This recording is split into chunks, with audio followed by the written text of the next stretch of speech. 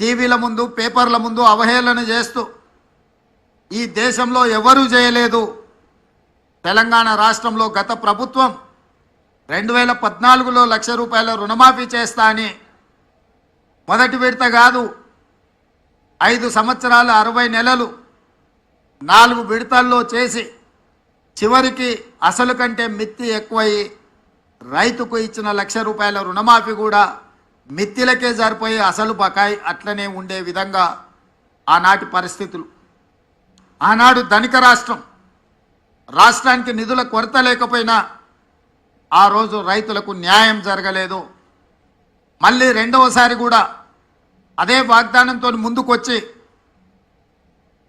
రుణమాఫీ చేస్తాం ₹1,00,000 అని చెప్పి అంచనాలు 19,000 కోట్లకేసి చివరికి 12,000 కోట్ల రూపాయలే రెండవసారి కూడా 4 విడతలలో చెల్లించి 7,000 కోట్ల రూపాయలు మొండి బకాయిలుగా రైతుల నెత్తి మీద అట్లనే వదిలేసి గత ప్రభుత్వము బాధ్యత నుంచి తప్పించుకున్నది.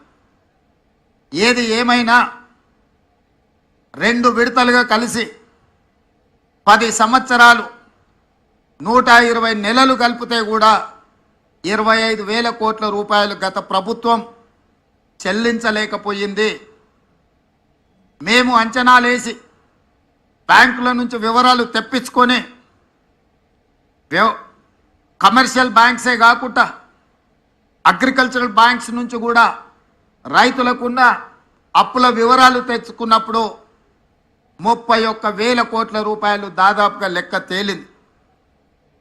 మంత్రివర్గ సమావేశంలో 31,000 కోట్ల రూపాయల రుణమాఫీ చేసి తీర్థమన్నప్పుడు అప్పుల్లో కూరుకుపోయిన తెలంగాణ రాష్ట్రం, ఆర్థిక సంక్షోభాన్ని ఎదుర్కొంటున్న తెలంగాణ రాష్ట్రం ఏ విధంగా ఈ రైతులకు రుణమాఫీ చేస్తారని చెప్పి చాలామంది మాట్లాడడం జరిగింది.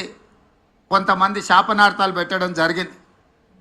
వాళ్ళు చేసిన అప్పులు వాళ్ళకి తెలుసు కాబట్టి వాళ్ళు ఒక నమ్మకంగా ఉన్నారు, ఎట్టి పరిస్థితుల్లో వీళ్ళు చెల్లించరు, ఆగస్టు నెలలో ఏదైతే మాట ఇచ్చిండో మాట తప్పుతాడు అని.